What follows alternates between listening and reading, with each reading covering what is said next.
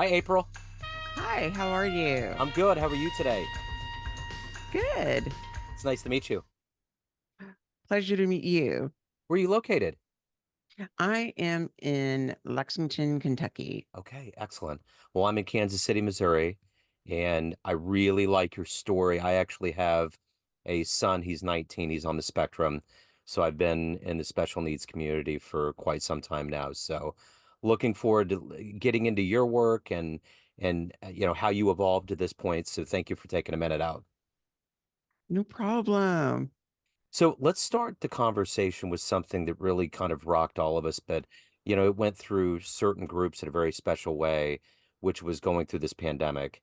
4 years ago, we were trying to figure all of it out, how we were getting through it, how long it was going to last. How did you ultimately get through that time period, and how did it change the way that you live your life now?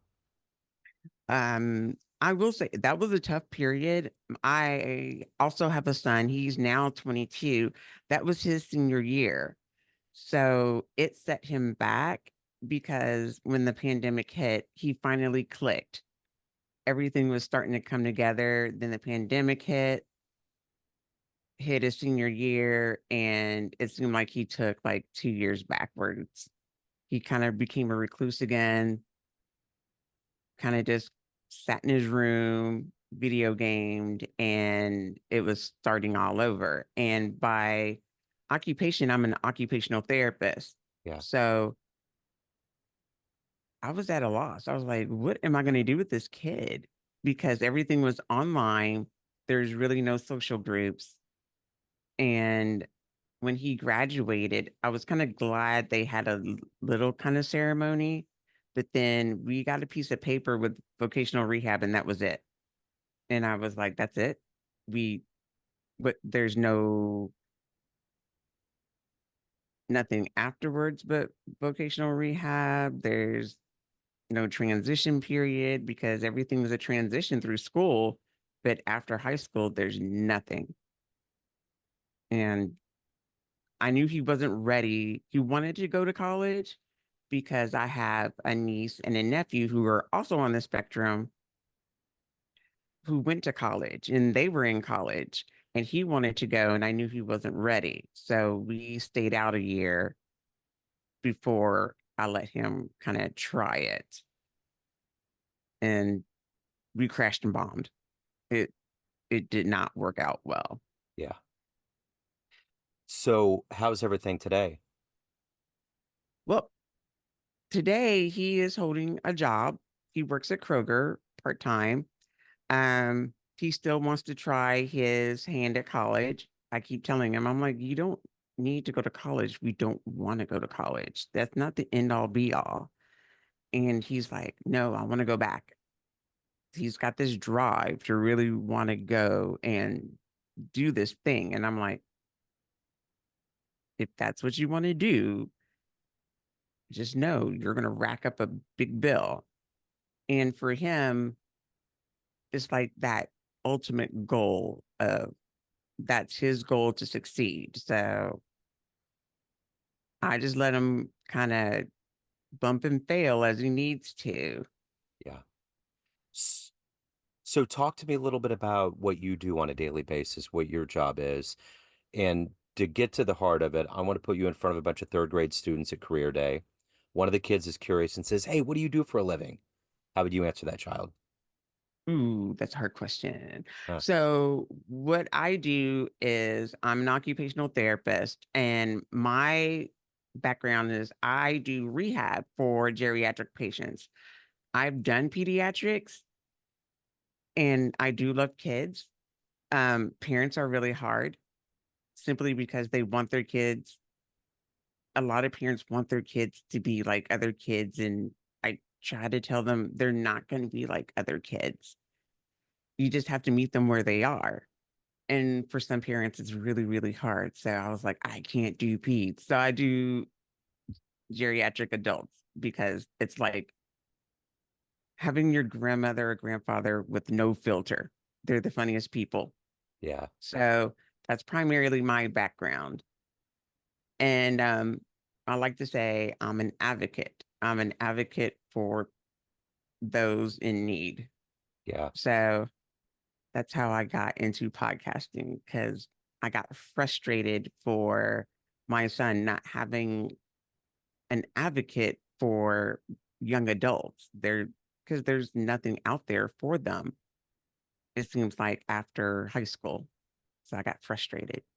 Yeah, that's where my son is now, and we're kind of entering that phase. It seems like he's in between now, coming out of that youthful phase and going into, post high school and all of that, trying to navigate all of that. And there's so many waiting lists, there's so many things that go into this that I don't think people understand. Because when did you discover that he had autism? How old was he? Well, I didn't think he had it. My sister, who is also an occupational therapist, pegged him when he was 2. Okay. Um, and I was at the time, I was a nurse. So I was like, no, he's just shy. She was like, there's not a kid I've met that likes Thomas the Train that's not on the spectrum. I was like, no. And then as he grew older and like these things that were weird, like he wouldn't really play. And when he was 5 and wanted to learn all the volcanoes, and the last time they erupted, I was like, okay, that's weird. You're right. And so he didn't get his formal diagnosis until he was 10 because it was a fight just to get the diagnosis itself. Yeah. That So, yeah, Miles has been um in therapies, occupational speech, various therapies, physical, since he was really young. I mean, we had first steps in the house when he was around 2 or 3 years old. So it's been a long time coming. You know what's interesting about Thomas the Train? I looked into why it is so big in the special needs community, why the kids gravitate towards it. And it's because the faces on the train don't change. They stay static, and the kids want that. They feel more comforted by it. It like soothes their brain. And I had no idea, because there's all kinds of different cartoons, there's all kinds of different animation things out there, but for some reason Thomas is the one. And he Miles never watched any shows. I mean, even to this day, he can't sit through a movie, doesn't really watch TV. He loves sports, but not that. But Thomas has always been something that's been in that community.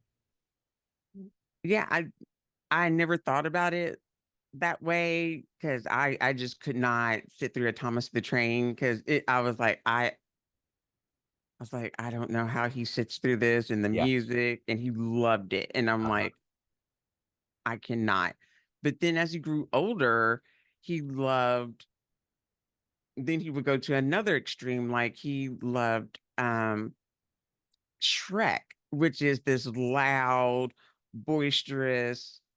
And I'm like, how do you go from one extreme to the other? Yeah. And he would go back and forth, back and forth. And I'm like, I can't. How do parents do this? And because I'm on the spectrum and I'm like, oh my God, my sensory system with him was all over the place. Yeah. You know what's interesting? Miles would do that, and then he watched the show Yo Gabba Gabba. Do you ever remember that? Yes. Okay. And that's off the hook. And I was like, what's going on? Because he loved that. And it's weird because he would watch it on TV and they had a live action version, and he could not handle it. There was even kids that were in the hallway and the spectrum that just couldn't handle it. It was too much. I My son picked up on this thing called the annoying orange. Huh. I, I and my youngest nephew picked up on it as well. And they are very similar in the things that they like because it's like it says, it's an annoying orange. Just something on YouTube and it gets on your nerves. And they would absolutely love it. And it drives you bananas because it doesn't teach you anything. It's just annoying. And I'm Wow. like, oh yeah. That's So crazy. it's That's just crazy. one extreme to the other. So let me ask you this, as an occupational therapist, how does this help you navigate the waters of being with your son and offering what he needs in his life? Does that having that profession help you see things in a different way? It does. That's why I got into occupational therapy because I knew as a nurse, I didn't know what autism was. So I was like, well, let me go do this because I knew I was going to have to be his advocate. Yeah. So I learned a lot of the things that he would have to just need and do just to get through and understand why he does the things he does because he still does things. And I'm like, I don't understand why you do the things you do. He's 22, and I'm like, why are we doing the things you still are doing and you're 22? But that's one of the reasons I became an occupational therapist. And even to this day, things I think a lot of the schools need to update simply because, like, learning for them doesn't stop at 18. They're going to need to transition into the adult world and teach the world. These young people are coming out, and the world really needs to kind of cater to them. They have disabilities as well, just like you cater to those that have MS, you cater to those that have fibromyalgia.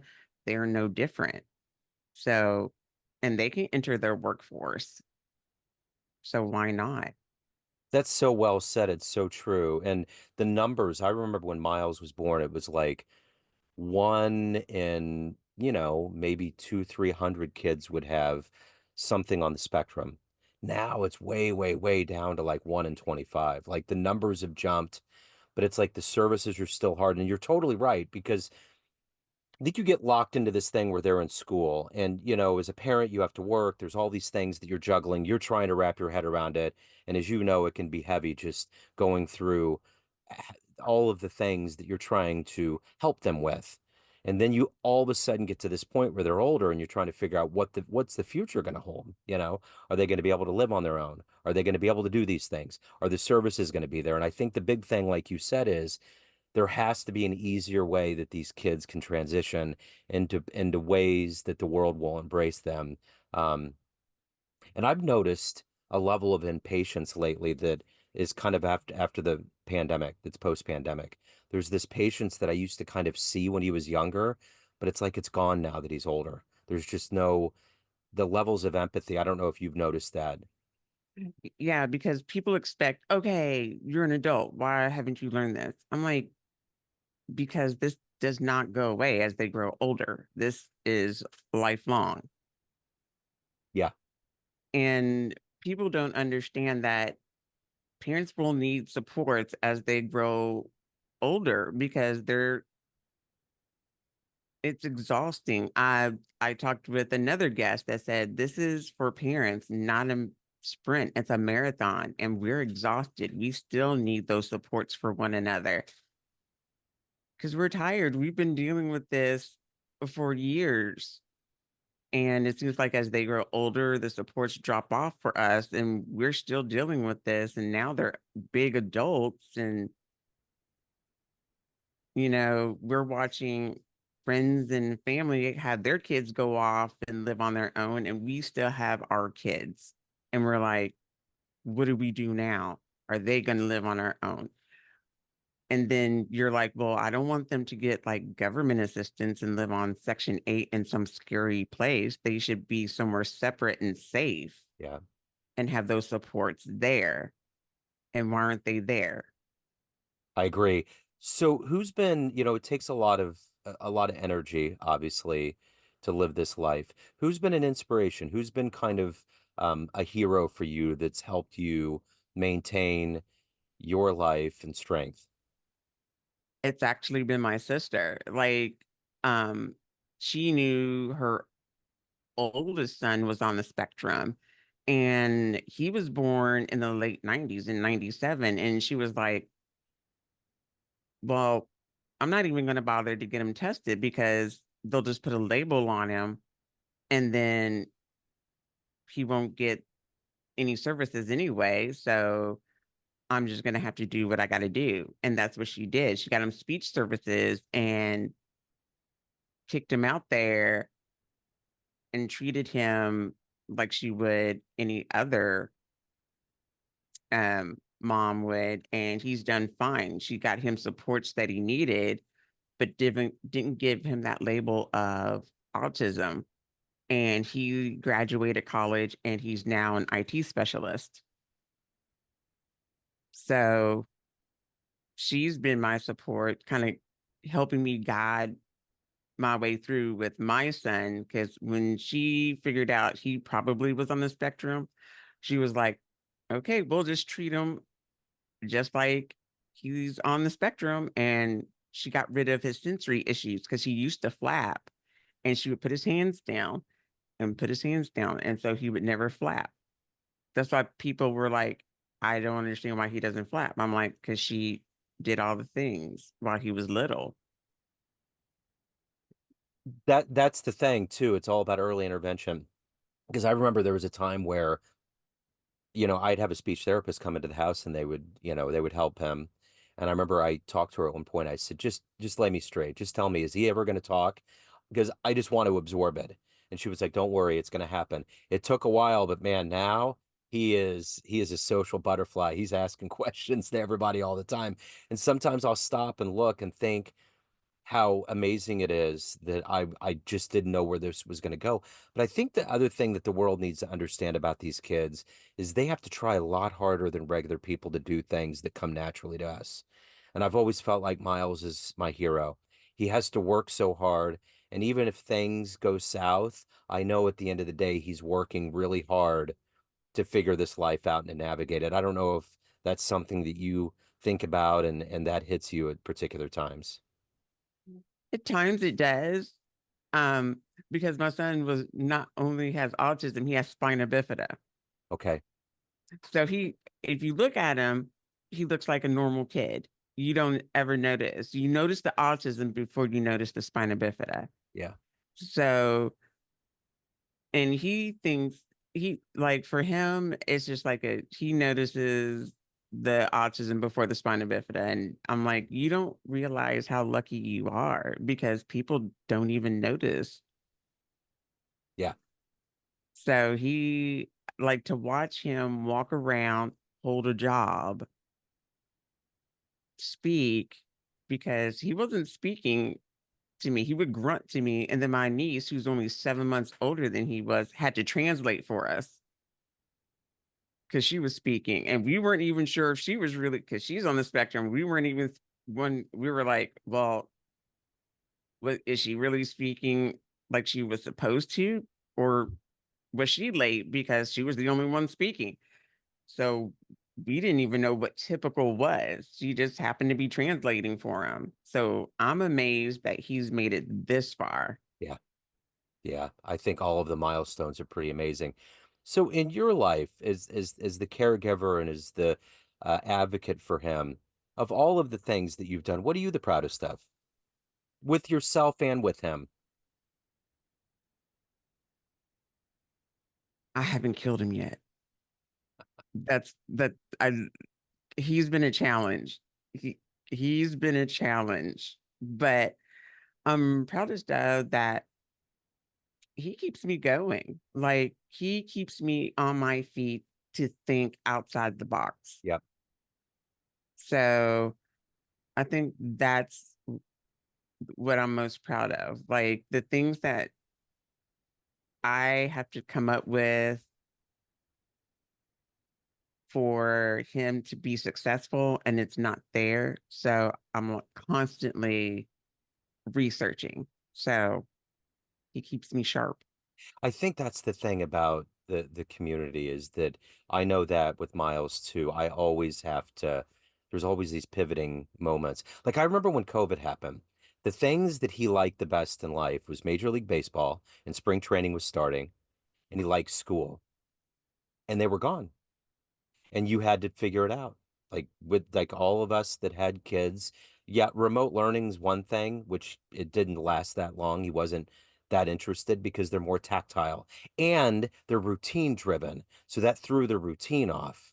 And then they're into templates. So if that template doesn't work, They're not going to be into it. And you know that. They get weaned on things. They are the biggest creatures of habit on the planet. Yeah. So I mean, that's just the way it is. But I think I noticed too a little bit with COVID that his resilience got better. He was better able to pivot because there was no choice. I mean, everything in our lives were turned upside down when COVID happened. Yeah. And that I saw with my kid, especially when he got his job, because schedules change. And he noticed that his schedule will change and he had to pivot. Now, he still likes his routine, but he noticed my schedule has changed, and if he would get irritated, but then he'll switch gears and just go,